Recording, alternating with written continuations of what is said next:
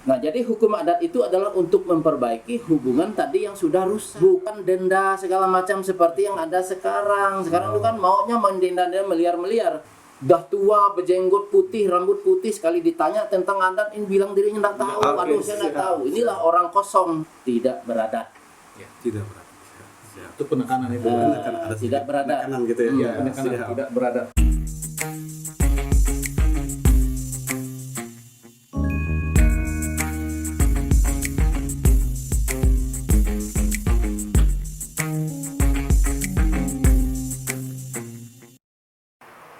Pemirsa, kembali lagi bersama kami dalam acara Supan Sudut Pandang. Kita sudah bersama dengan rekan saya Hendrik Chung yang biasa dipanggil dengan Acung. Diskusi hari ini yaitu tentang adat istiadat di era modernisasi serta bagaimana kiat agar eksistensi adat istiadat tetap lestari. Bersama kita narasumber yang sudah berpengalaman di dalam hal ini, ya, Bapak Fabianus Oel R. Norek, MPD. Selamat malam, Pak. Selamat malam. Ya. Yang juga beliau ini selaku pajanang atau pemimpin adat masyarakat Banyaduk di Kabupaten Bengkayang, serta tokoh masyarakat Kabupaten Bengkayang. Jadi beliau ini berpengalaman sekali dan cukup dikenal juga di kalangan masyarakat untuk Kabupaten Bengkayang. Kebetulan hari ini kita berkunjung di rumah Pak Oel ya. Ya, Pak Oel yang udah tidak asing lagi bagi kita kan, udah. Kayaknya kita pernah ketemu Pak di Ramin Bantang. Ramin Bantang. Oh ya, siap. Waktu itu pas acara Film. iya, launching film Pantong Pan kedua itu ya. Ya. Oh iya, ya, saya ingat Pak Oel juga. Waktu itu pas launching film Pantong Pan juga karya saya. Pak Oel juga sempat hadir waktu itu ya, Pak ya. Diundang Oke. khusus. Siap, terima kasih Pak. Karena waktu itu yang undang juga tim panitia penayangan bukan saya. Di situ saya hanya selaku produser. Kata orang, kalau nggak kenal, nggak dekat Pak. Kalau nggak dekat, kurang akrab. Kalau kurang akrab, kurang hangat kita ngomong Pak. Ya, mungkin bisa Bapak menceritakan sedikit asal-usul Bapak gitu kan. Ya. Bapak dari mana, terus dari keluarga seperti apa, masa kecil Bapak itu seperti apa gitu loh. Nah, gitu. Saya perkenalkan diri, nama saya Fabianus Oel R. Norek, Magister Pendidikan.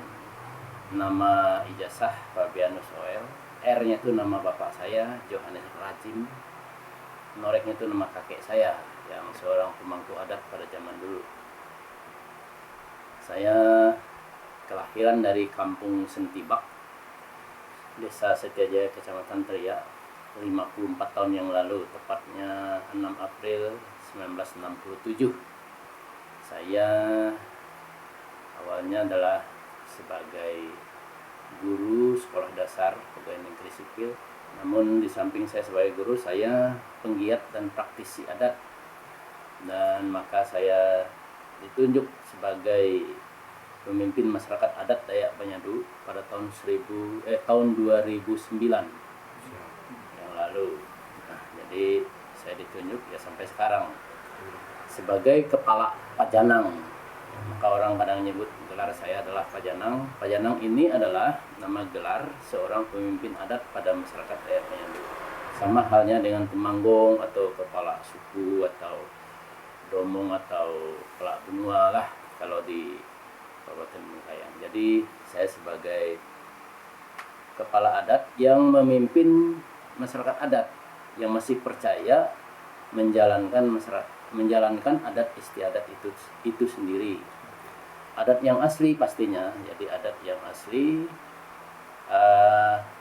yang diturunkan oleh nenek moyang kita zaman dahulu. Bahkan kita membukukan tata cara adat istiadat itu supaya tidak punah. Jadi kita bukukan melalui Pajanang Adat Dayak Banyadu Kabupaten Bengkayang. Nah, saya juga sebagai Ketua Dewan Pakar di Dewan Adat Dayak Kabupaten Bengkayang. Nah, jadi itu sekelumit tentang saya. Dan saya juga sebagai bekerja di pemerintahan Kabupaten Bengkayang pada saat ini. di Badan Pengelola Perbatasan. Oh, Itu Mas Acung. Artinya memang pengalaman beliau ini cukup mumpuni kalau Siap. di bidang ketokohan masyarakat, terutama Iya. pengetahuan tentang adat dan budaya. Iya, bahkan Oke. beliau sempat menjadi tenaga pengajar. Ya, Siap. di bidang pendidikan. Siap, Nah, jadi begini, kan kita sudah bicara tentang adat. siap. Jadi supaya artinya pengertian anak-anak muda sekarang biar mengerti dan memahami apa sih arti daripada adat dan istiadat itu sendiri. Adat ini adalah sebuah kepercayaan yang kita yakini, yang kita hayati. Karena adat ini menuntun kita untuk berhubungan dengan Tuhan yang Maha Kuasa, 7 bata kalau dalam bahasa kita. Yaitu yang pertama untuk menuntun kita bagaimana kita berhubungan baik dengan Tuhan yang Maha Kuasa. Itu di adat. Nah, yang kedua adalah adat ini untuk menuntun kita bagaimana berhubungan baik dengan alam semesta. Ya. Ya, selain Tuhan juga alam semesta. Alam semesta ini ya hutan, gunung, batu, sungai, tanah, benua, negeri, udara, dan alam seisinya. Jadi alam semesta. Ini juga kita harus bagaimana kita berhubungan baik dengan alam semesta ini. Kalau kita tidak paham dan kita tidak menjaga hubungan baik dengan mereka ini, dengan yang kita percayai ini, kita juga akan bisa kena malapetaka.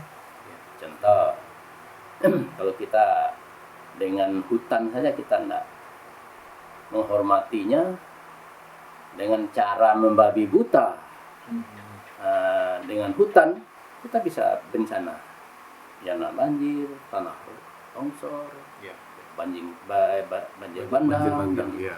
lain sebagainya. Berbagai kejadian-kejadian alam yang bisa membahayakan kehidupan kita di dunia ini. Jadi dengan adat kita menjaga hubungan baik kita dengan alam semesta ini. Berarti dalam arti kita orang yang beradat itu selalu menjaga hubungan baik Ya. dengan hutan, dengan Dan alam, alam intinya semesta. alam Alam semesta. semesta. Untuk jaga keseimbangan. Iya, balancing. Siap. Terus yang ketiga adalah menjaga hubungan baik antar sesama. Ya.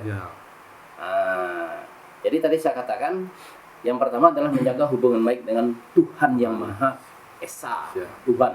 Yang kedua tadi adalah menjaga hubungan baik dengan alam semesta. Ya. Dengan alam semesta. Terus menjaga hubungan baik dengan sesama.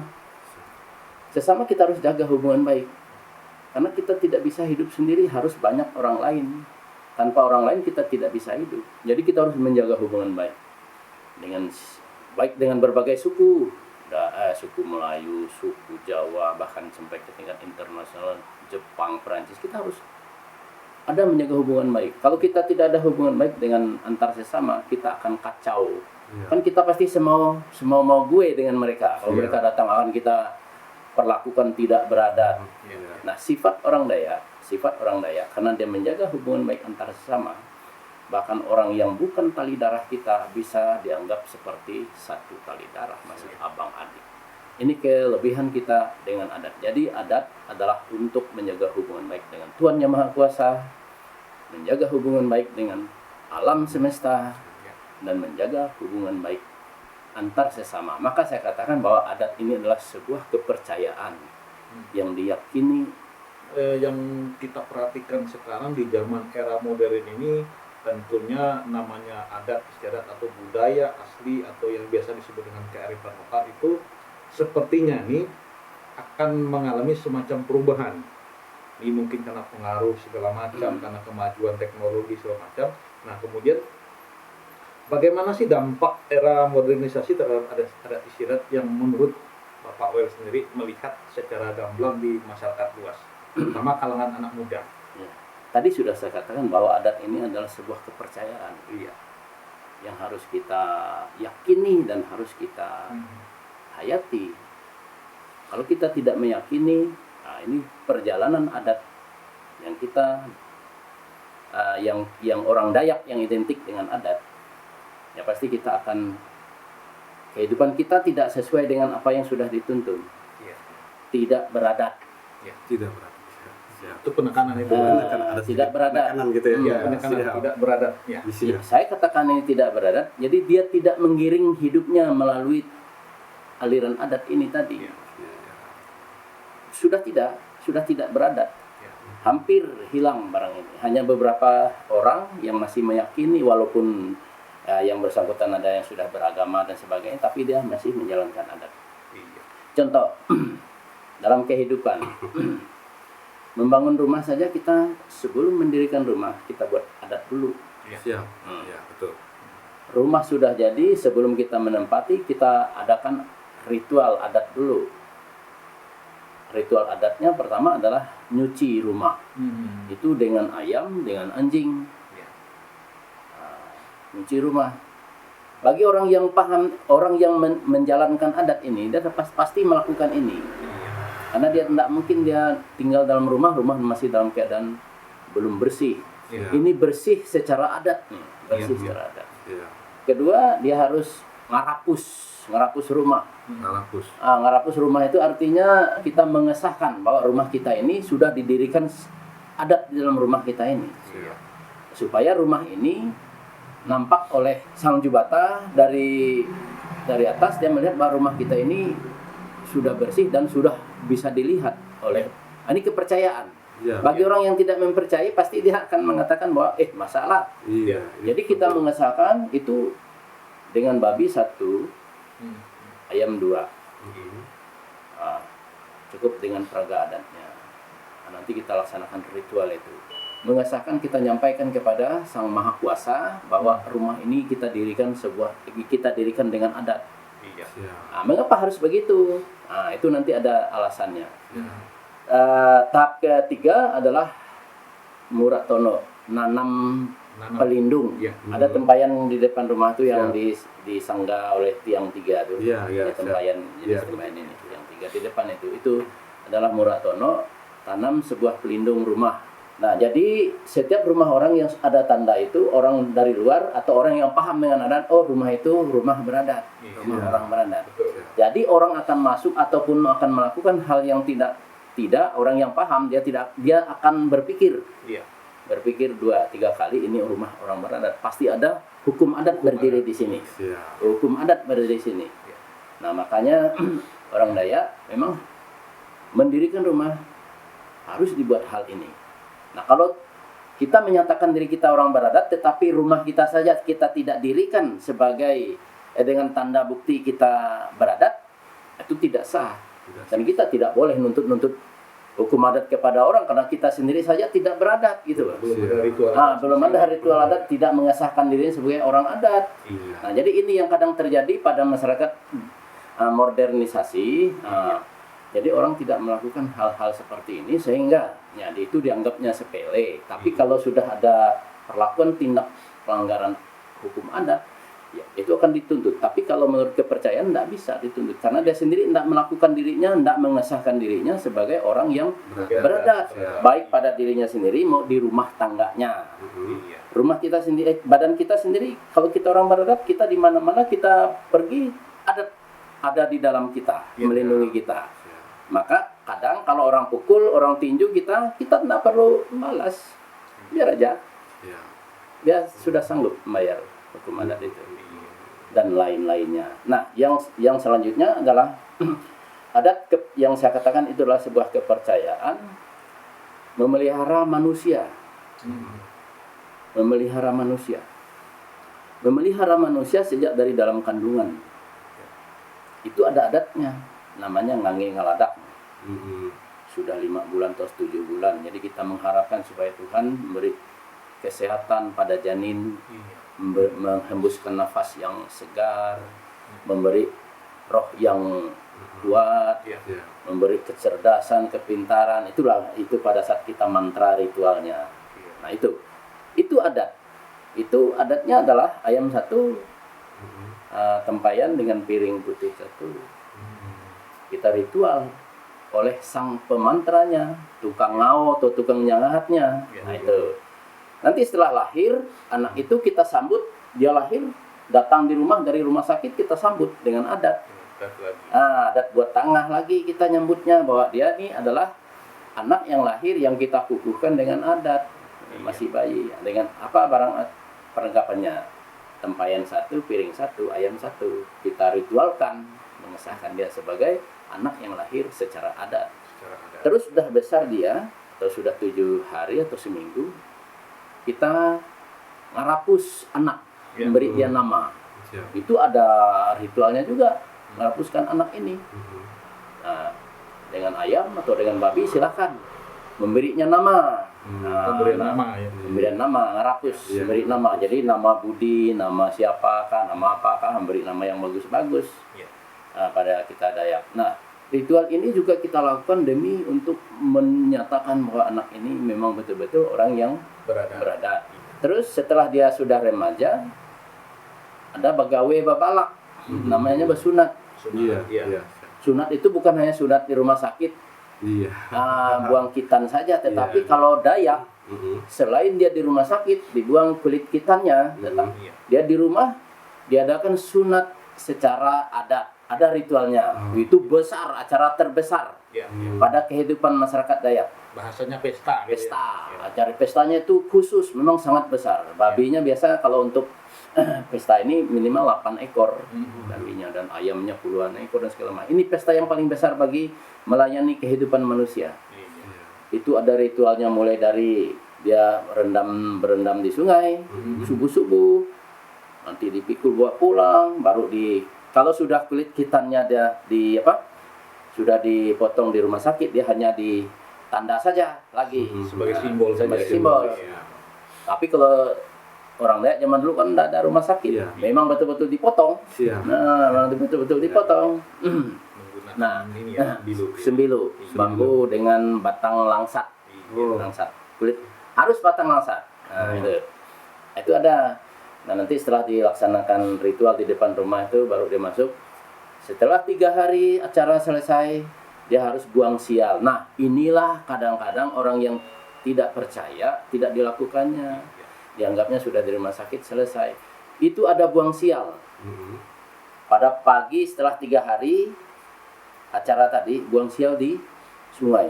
Pakai tempurung, buang ludah situ, buang segala kuku, dihanyutkan tempurung itu. Kita lihat perjalanan tempurung itu hanyut juga, itu menggambarkan perjalanan hidupnya nanti ke depan. Nah, jadi itulah kepercayaan. Maka saya bilang tadi, adat itu adalah sebuah kepercayaan. Setelah dia remaja, setelah dia besar, kan menikah. Ada acara menikah secara adat. Nah, gitu loh. Nah, secara adat itu ada ritualnya lagi, beda dengan yang apa tadi, yang babalak tadi, bagawe babalak. Pesta menikah. Kalau tidak diritualkan adat pada saat pesta menikah, itu tidak sah pernikahan oleh Tuhan Yang Maha Kuasa, oleh Jubata. Walaupun dia bikin pesta besar, tapi tidak ada adatnya, tidak sah. Jadi bagi kita diritualkan, karena ada ritual, ada sesajen, ada perangkat yang lengkap untuk menukan dia ke Jubata. Nah, itu runutnya melayani manusia. Yang seterusnya, orang meninggal. Pada saat dia meninggal, nah pada saat meninggal, dia meninggal, jenazahnya diurus secara adat, diritualkan secara adat, nanti dimakamkan juga secara adat. 3 hari namanya ngandio, atau 3 hari. Itu pestanya untuk memanggil rohnya, diberi makan, segala macam. Bagi orang yang tidak percaya, orang yang tidak menghayati kepercayaan ini, dia pasti tidak melakukan itu. Dia akan mengatakan, itu barang dan tidak penting. Lalu bagi kita tetap kita laksanakan. Nah, jadi ngandio, setelah itu paginya kita antar segala perangkatnya yang pulang ke kuburannya. Nah, itu sesajen dan itu, dan pakaiannya lengkap dengan dengan tambak, kalau kami bilang belian yang diukir, nanti disimpan di atas kuburannya itu. Itu tandanya. Kalau zaman dulu kuburan Dayak tidak ada pakai salib. Karena ini salib ini kan khas Kristen. Khas Kristen, baik Katolik maupun modern kan, modern. Tapi zaman dulu hanya pakai tambak, ada dibuat tambak tanda, kodenya ada. Setelah 40 hari boleh, atau 40 hari saruk semangat atau ngurung semangat. Acara itu baliat yang pakai tali bergantung, nanti ada berayun dukunnya, tapi peraga adatnya luar biasa. boleh dilihat itu. Nah, kalau kami setelah ada kematian pasti melakukan itu. Ritual Taruh kalian. semangat. Bukan hanya semangat anak cucunya yang masih hidup, Iya. tetapi semangat padi, kita panggil lagi semangat binatang yang piaraan, Iya. Keluarga. semangat ayam semangat uang emas yang dipakai pada saat ngurusnya segala macam, kan banyak uang kita ngurusnya, beli peti jenazah, belanja itu kita panggil kembali dalam acara baliat itu. Itu runut melayani manusia secara adat dari awal saya sampaikan tadi sampai ke akhir. Iya. Tapi setelah itu masih ada sebenarnya. Nah, kalau kita jelaskan masih panjang, karena kalau dia seorang tokoh masyarakat atau seorang panglima, beda lagi pelayanannya. Karena harus dibuat pantak, Betul. harus dipantak beliau kalau dia panglima. Atau kayak seperti kami ini adalah pemimpin adat, Iya. kami dibuat pantak oleh anak cucu kami. Nah, supaya nanti anak cucu tahu. Karena zaman dulu kuburan itu bukan untuk disembah. Zaman dulu, zaman sekarang kan kuburan kita bawa berdoa di situ kan. Iya. Zaman dulu enggak boleh. Kalau adat itu enggak boleh karena kuburan itu tempat yang kotor, tempat pembuangan. Nah, tapi yang kalau mau mengenang roh atau jasa si yang sudah meninggal dibuat pantak, pakai kayu belian, maka pantak ada disimpan pantak. Nanti kita di situ kita ada ritualnya ngisi rohnya kayak pantak itu. Versi kepercayaan. Bagi orang yang tidak mempercayai dia tetap enggak bilang itu adalah hanya kayu, tapi bagi yang percaya kita tetap percaya. Nah, itulah adat ini. Kalau kita tidak giring adat ini kita tidak jalankan, nah kehidupan makanya anak-anak muda sekarang kan orang tua tidak pernah menjalankan barang ini. Jadi dianggapnya adat ini ini hanya sebagai barang yang kuno, barang yang kolot. Tapi sebenarnya bagi yang mempercayai adat ini adalah sebuah kepercayaan yang harus diyakini. Kalau kita yakin, kita pasti selamat.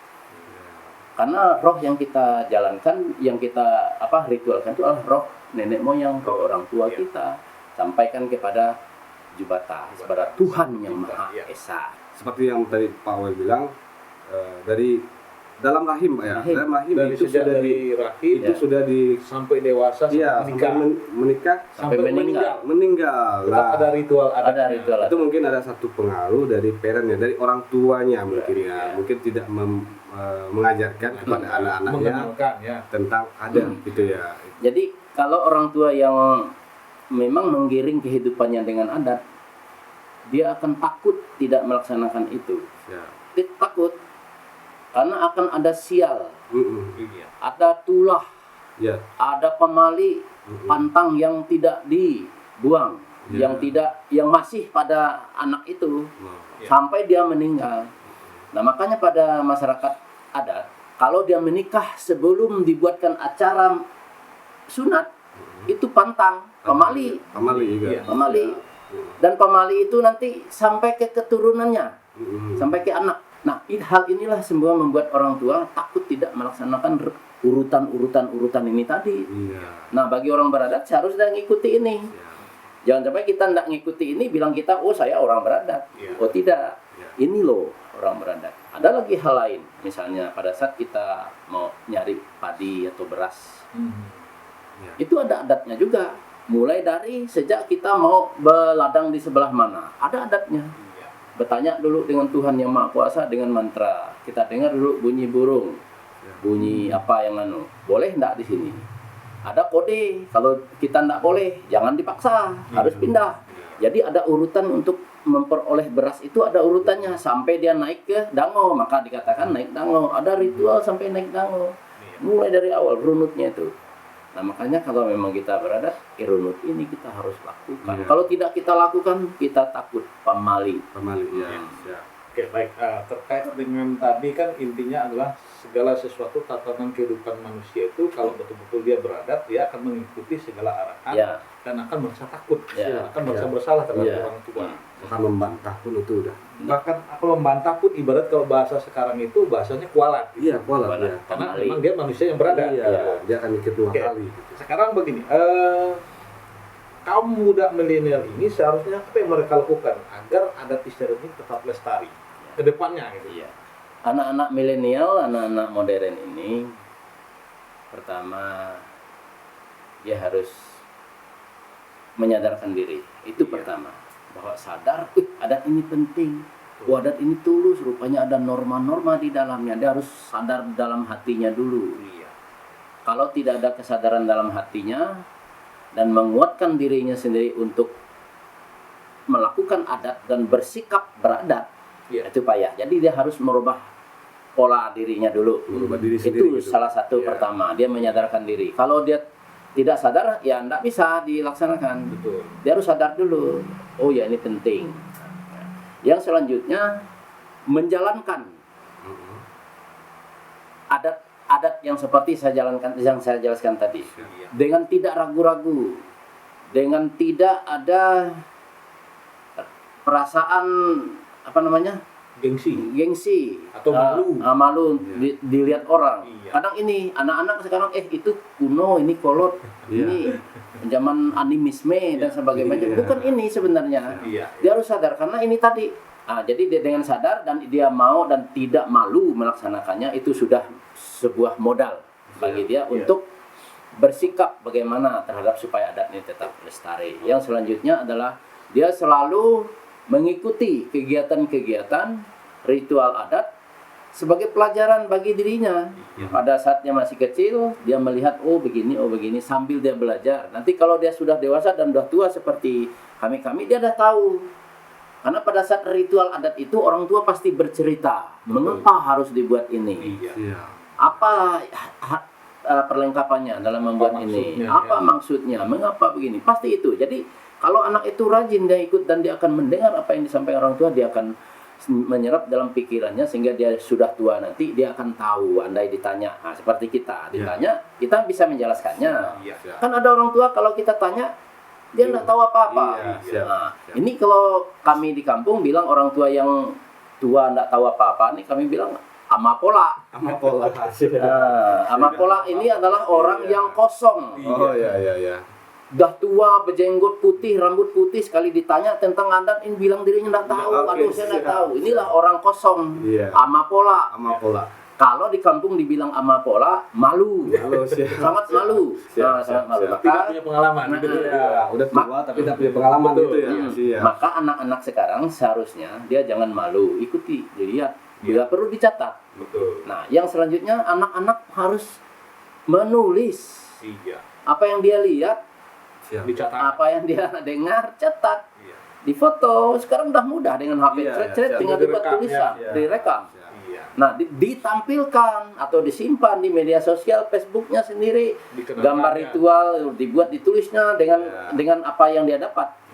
Bukan untuk main-main, tapi ditulisnya dengan runut.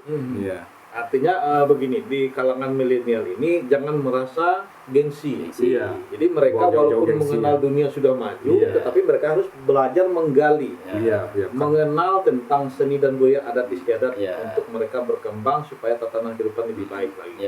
Maka ada satu kata orang bilang orang tidak pernah bilang kamu tidak beragama.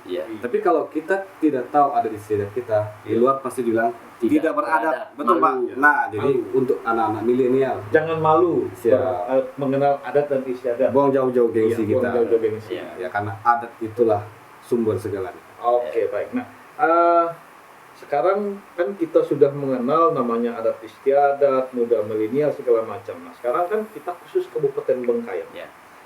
Apa yang harus kita lakukan agar adat istiadat itu menjadi sebuah ikon, terutama kita untuk khusus Kabupaten Bengkayang. Menurut Bapak, Bapak Nuswel, silakan.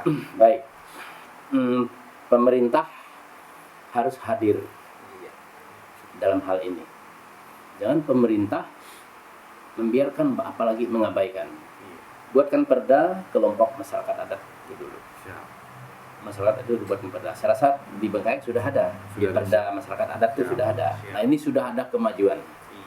Nah, tinggal kita turunkan lagi dengan peraturan-peraturan yang menunjang sehingga adat ini nanti tetap hidup sesuai dengan peraturan yang sudah dibuat. Ya, walaupun perda itu saya juga belum membacanya secara detail, isinya apa, nanti akan saya pelajari. Nah, semoga tergambarkan. Nah, maksud saya, masyarakat yang masih patuh menjalankan adat ini tadi, kalau bisa ini dipelihara. Jangan dipaksakan dia untuk masuk agama. Ya. Agama ini kan kesadaran. Siap, Betul, siap, betul.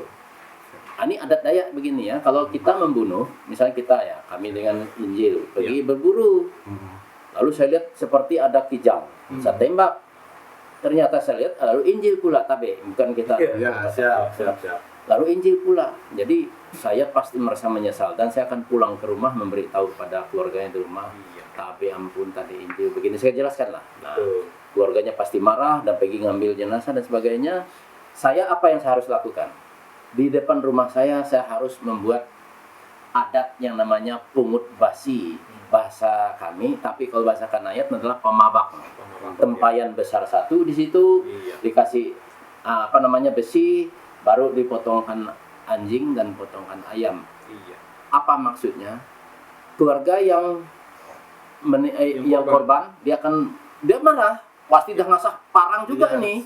Mau balas Mau balas, tetap saya harus dibunuh karena memang zaman itu mau gue gitu. Itu tadi dia langsung dia ada ngaku, udahlah. Nah, jadi gitu. Artinya kita mengakui kesalahan. Makanya saya katakan sebenarnya Dayak pantang membunuh. Nah, makanya kalau ada yang saling bunuh pada zaman Ngayau, itu adatnya apa? Sebenarnya enggak ada kita saling bunuh kecuali saya tadi melakukan, lalu saya tidak mau bertanggung jawab, tidak mau saya bayar, saya tetap harus dibunuh. Oh, siap. Bunuh juga. Siap. Akhirnya keluarga saya pun marah. Cari lagi balas. Ya, saling bunuh terjadinya, tidak ada jalan penyelesaiannya. Itu adalah balas dendam karena nyawa belum digantikan. Oh, siap. Nah, maka adat Dayak ini sungguh luar biasa. Kalau orang sudah melakukan kesalahan sebenarnya, zaman kerusuhan dengan suku dan zaman dulu, seandainya pelaku langsung ngaku dan siap bertanggung jawab, apapun tuntutan hukum adatnya saya akan melakukan. Tidak ada ribut-ribut, ada sesuatu yang menjadi bahan perhatian orang luar. Memang adat ini harus dijadikan sebuah kewajiban bagi kita, sehingga orang luar nanti akan mempelajari adat itu. Kan dia akan datang ke kita mau tahu adat itu gimana sih. Dia akan datang, nanti para pakarnya akan menjelaskan, sehingga para turis mancanegara atau orang luar yang ingin tahu bagaimana ya adat balala segala macam itu. Iya, siap. Kalau di Bali kan nyepi, kita buat balala. Alangkah baiknya kita dijadikan acara balala ini sekabupaten, karena ini kalender khusus. Ya. Karena ini ada gunanya. Balala ini kan kita buang segala penyakit padi, penyakit manusia yang kita buang, itu ritualnya ada. pantang ya. Nah, masalah yang suku lain dan sebagainya yang tidak meyakini, diikuti aja. Kan tidak membunuh juga, tidak juga merugikan, hanya 1 hari kita tutup. Betul. Kesempatan ini kan bisa jadi sesuatu yang bagi para tamu dari luar. Ini luar biasa. Ini salah satu. Boleh salah satu kegiatan adat ini dijadikan ikon. Lalu kegiatan adat yang lain seperti naik dango ya. Naik dango orang udah tahu ya. Kayak nyobeng yang ada di Sebujit. Ya, yang di Dabui Babang juga coba ini setiap suku ini diberi kebebasan. Betul. Misalnya orang Bahe di Semalantan acara naik dango pada tanggal sekian, mereka dibuat di dalam mungkin jadwal kegiatan pemerintah. Kan ini memancing orang luar datang, Wisatawan ya. Semalantan, Lembah Bawang boleh, di Teriak juga boleh buat acara, tapi tanggal jangan sama biar dia ngalir gitu. Nah, jadi orang yang datang dia akan merasa luar biasa Bengkayang ini, yang rencananya hanya bermalam semalam 2 malam, karena ada kegiatan 7 malam aja uang yang dibawa ada 6 juta mungkin bisa habis dan untuk dibelanjakan beli aksesoris, segala makan. Kita bahkan jadi sumber pendapatan asli daerah kita bisa kita bangkitkan dari itu, perputaran ekonomi. Nah, tapi kalau kita pemerintah daerah tidak bisa menyambut ini dan tidak bisa mengatur ini dengan baik, Ya seperti ngamburkan pasir di tepi pantai, uang disiapkan untuk kegiatan ini hambur-hambur, hasilnya apa? Betul. Nggak ada. Coba ini diatur Siap. sebagai bagaimana caranya dengan peraturan daerah ini menjadi pendapatan asli daerah, terutama parkir, Siap, kan? siap. Iya. Kuliner Karcis juga. masuk, Ya. kuliner, Ya. hotel, Iya. wih, berbagai macam. Kita ndak perlu lagi kita mau nunggu uang dari pusat, uang yang baru 1,4 triliun, kita bisa mencetak 3 triliun Iya, misalnya dengan iya. kegiatan untuk Iya. apa? Siap, siap. Ini sebenarnya harus kita tantangan bagi kita Ya. bersama, bukan hanya pemerintah daerah, kita Siap, ini. siap. Iya. Kita beri masukan pada pemerintah daerah, kita bantu segala macam. Nah, hal-hal kegiatan adat seperti ini boleh dijadikan ikon, menjadikan jadwal khusus bagi sehingga orang dari luar datang ke kita. Tapi itulah jalan kita dibaguskan dulu supaya orang melihat Lebih enak. view-nya, Iya. pantai yang luar Siap. biasa gitu. Nah, ini Udah maksudnya rapi, rapi ya. gitu. Nah, jadi gitu Pak. Oke. Kebanyakan tuh pemikiran orang-orang di luar itu orang Daya itu ganas, Pak. Nah, ternyata setelah panjang lebar kita bercerita tentang budaya dan Ya. adat ini sama Pak Oel Ya. selaku ahlinya lah. Betul. Ya, Pak, ya. Ya. Ternyata orang Daya itu orang pemaaf, Lebih santun. lebih santun, dan satu yang saya ambil, yang saya garis bawahi, orang Daya pemaaf. Betul. Yang penting kita sanggup mengakui dan minta maaf itu, Pak ya. Zaman dulu Siap. kalau orang melakukan pelanggaran adat, karena hukum adat ini bukan hukum seperti hukum negara yang pakai apa namanya ditahan badan atau segala Iya, macam pakai iya. banding. Sebenarnya hukum adat bagi orang yang percaya dengan adat, hukum adat ini kan untuk memperbaiki. Betul. Ya. Misalnya kalian berdua berkawan, Mhm. ya berkawan.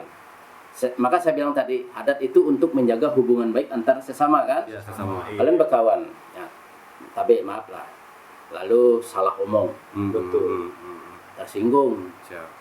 wah kau kan dan sebagainya, akhirnya tersinggung. Berarti kan hubungan baik berdua ini tadi sudah terganggu.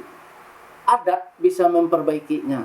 Nah, jadi si Injil, mohon maaf, Cung, saya sudah salah. Buat adatnya, adat nabe, Ya. buat adatnya nabe.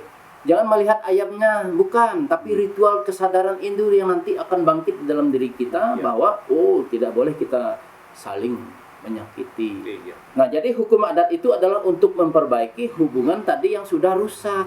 Iya. Bukan denda segala macam seperti yang ada sekarang. Sekarang itu kan maunya main denda-denda miliar-miliar, Iya. tapi ritualnya ndak ada. Jadi sehingga ndak nyambung. Betul. Siap, siap. Nah, zaman dulu kalau orang melakukan kesalahan dia sendiri akan membayar. Ndak perlu pakai tagih. Betul.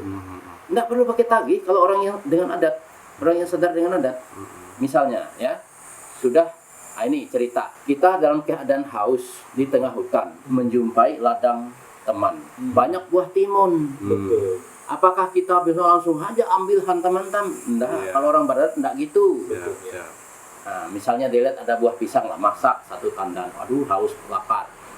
Boleh dia ambil, sebelum dia ambil dia bilang dulu walaupun sianonya tidak ada di situ, Ya. tapi kan yang tahu kan sana. Ya, ya. Pak Siano itu kan, saya haus, saya mau makan, saya ambil pisangnya. Itu ngomong tuh dulu, walaupun tidak ada dengar. Kalau orang yang tidak percaya dibilang orang gila kali, Iya, tapi iya. ini adalah kesana perginya. Walaupun kita nyebut bapak, kita ambil lah pisangnya, kita makan dulu, makan. Setelah itu tandannya antar ke pondoknya, Iya. ditutup. Ini peran anak muda, bukan peran-peran kami lagi sebenarnya. Kayak kami yang udah tua kan. Kami yang udah tua kita memperdalam. Karena moral-moral yang isi di dalam itu harus kita kembangkan di dalam. Nah, anak muda fungsinya itu. Ya bentuklah dengan komunitas-komunitasnya, komunitas pecinta budaya, segala macam. Buatlah aksesoris yang menciri khas Daya gitu kan, seperti ya ini, dia topi segala baju segala macam harus kita berkembang. Jadi jangan ragu-ragu. Kalau anak muda semua terpaut dengan kondisi modern saat ini, kita dipengaruhi oleh kebudayaan orang luar, akhirnya budaya kita tenggelam. Anak muda harus bangkit dengan kesadaran yang tadi saya bilang, sadar bahwa diri harus beradat dan bangkitlah dia menghidupkan adat dan budayanya, karena itulah ciri khas bagi mereka. Tidak ada kekuatan lain untuk Daya ini bertahan, hanya di adat. Baik, Pemirsa, demikian bincang santai kita malam ini bersama Bapak Pak Winor Soel. Ya. Sampai berjumpa di acara berikutnya. Selamat malam.